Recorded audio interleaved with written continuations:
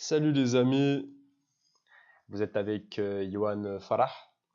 Alors, j'ai fait du statut d'auto-entrepreneur. Moi, en ce qui me concerne, à titre personnel, je suis moi-même auto-entrepreneur. C'est la raison pour laquelle j'aimerais vous parler de ce statut. Alors, euh, quand vous êtes, quand vous travaillez en freelance, d'accord, euh, tôt ou tard, d'accord, vous allez avoir besoin d'un statut juridique qui vous couvre, qui vous permette de vous protéger au cas échéant vis-à-vis de vos clients. Je m'explique rapidement. Si vous fournissez un produit ou un service à l'un de vos clients, d'accord, euh, vous avez besoin d'un statut juridique qui va vous permettre de faire une facture à ce client, de facturer ce client, d'accord, d'avoir vous-même un double de cette facture qui va attester au cas échéant que vous avez bien fourni le produit ou le service en question.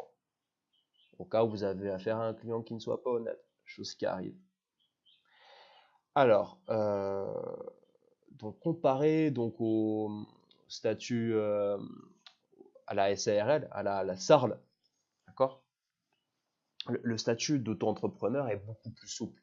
Il est beaucoup plus adéquat si vous travaillez seul, si vous êtes un freelancer qui travaille seul, si vous êtes un consultant, d'accord, si vous êtes un prestataire de service donc qui travaille seul, sans salarié, le statut d'auto-entrepreneur est beaucoup plus intéressant. En tout cas, à mon sens, c'est vraiment un avis qu'on n'est pas obligé de partager. Donc, pour quelle raison? Déjà, premièrement, en tant qu'auto-entrepreneur, au niveau des impôts, vous avez 2% d'impôts à payer, 2% de votre chiffre d'affaires. 2% de vos bénéfices, autant pour moi. 2% de vos bénéfices. Quand vous avez une SARL, vous avez 32 ou 33%. Après, c'est vrai qu'ici au Maroc, pendant les 5 premières années, on a la possibilité de ne pas payer avec une SARL.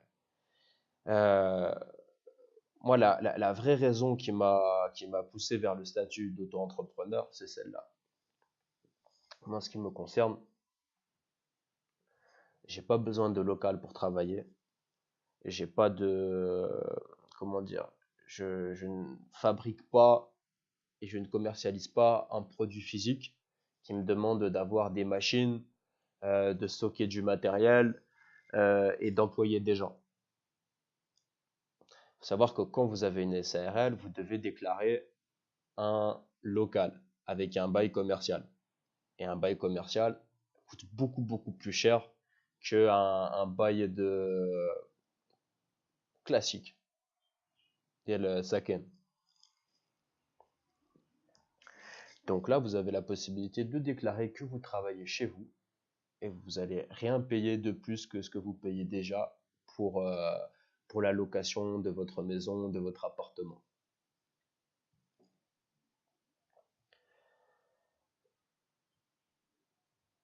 Alors, bon, on a parlé de la possibilité de facturer vos clients. Donc ça, c'est le cas avec tous les statuts d'entreprise. Bien entendu, à partir du moment où vous travaillez de manière légale, vous pouvez facturer vos clients.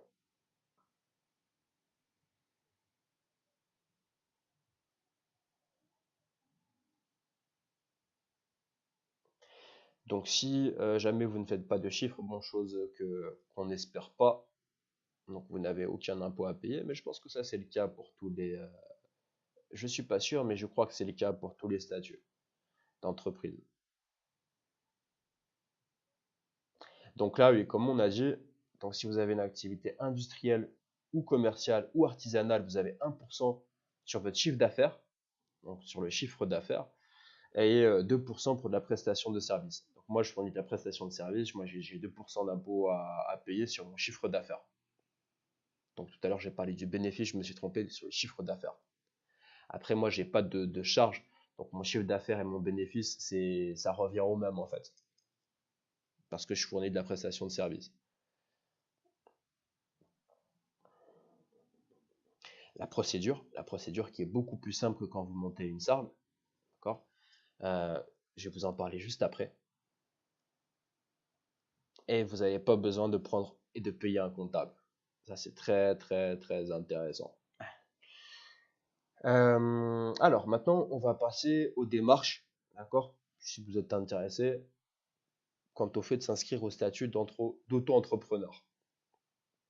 Alors, dans chaque ville, il y a un endroit, donc une chambre du commerce et de l'investissement. Et d'investissement, ouais.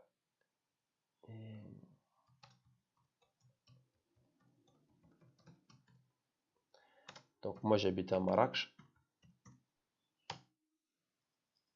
Vous allez en trouver une à Arbat, à Casa, à Tenja, à Agadir, à Oujda, dans toutes les villes. Dans toutes les villes, vous avez une chambre du commerce et de l'investissement.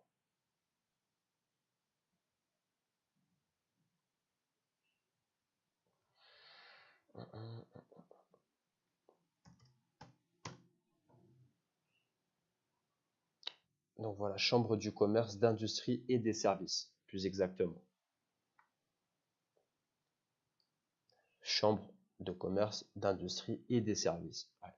Moi, c'est à cet endroit-là que je me suis inscrit. Alors, suivant la ville où vous êtes, vous allez chercher sur Google l'adresse de leurs locaux.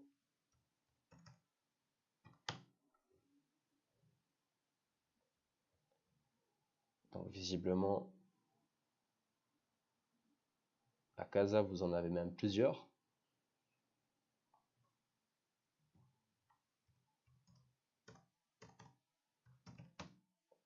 Arbat.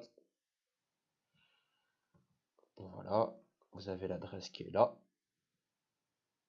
Vous avez leur numéro de téléphone qui est ici. Donc, vous allez venir sur place, d'accord? Vous leur demandez le formulaire pour s'inscrire au statut d'auto-entrepreneur. Vous allez remplir ce formulaire-là. Et ensuite, il va falloir que vous fassiez des photos d'identité. Alors, les démarches, elles sont expliquées ici. C'est simple, hein, vous allez voir, c'est vraiment simple. Vous faites des photos d'identité. Combien de photos déjà?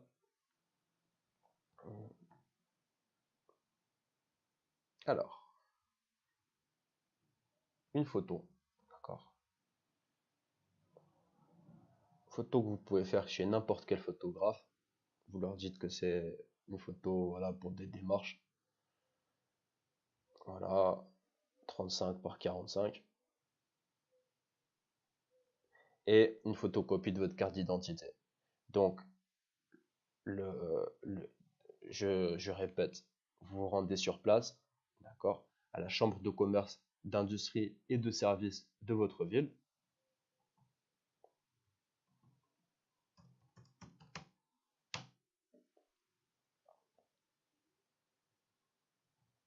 Ils vont vous donner un formulaire, vous remplissez ce formulaire, photocopie de votre carte d'identité, d'accord, et une photo d'identité.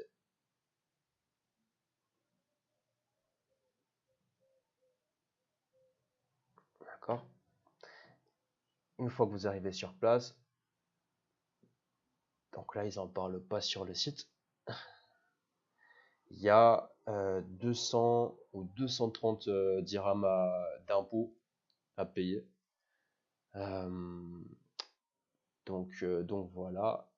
Et ensuite, dans les 3 semaines qui vont suivre, vous allez partir à la poste de votre arrondissement,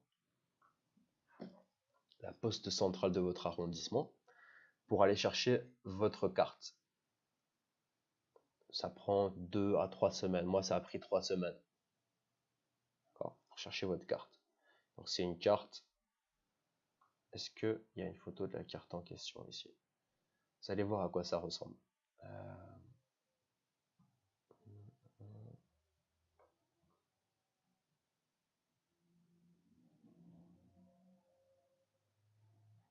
Alors,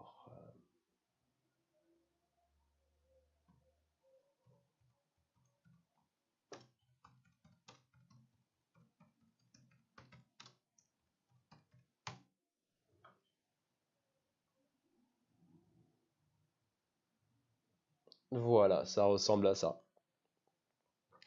Alors, quand vous allez éditer une facture, vous avez comment dire, il y a des informations qui sont présentes au niveau de cette carte. Je vous montrerai que vous allez rentrer dans la facture. Voilà, donc le statut d'auto-entrepreneur, on résume, il va vous permettre d'éditer des factures et de vous protéger juridiquement vis-à-vis de vos clients. Et ça va vous permettre de faire un certain nombre d'autres choses dont on va parler dans d'autres vidéos, notamment par rapport au fait d'aller chercher des clients à l'étranger. Moi, en ce qui me concerne, je ne vous cache pas que je ne travaille qu'avec des clients qui sont à l'étranger. C'est beaucoup plus intéressant. Bon, les amis, si cette vidéo vous a plu, n'hésitez pas à laisser un pouce bleu, à laisser un commentaire. Je vous remercie et je vous dis à très très bientôt. Et là, quoi.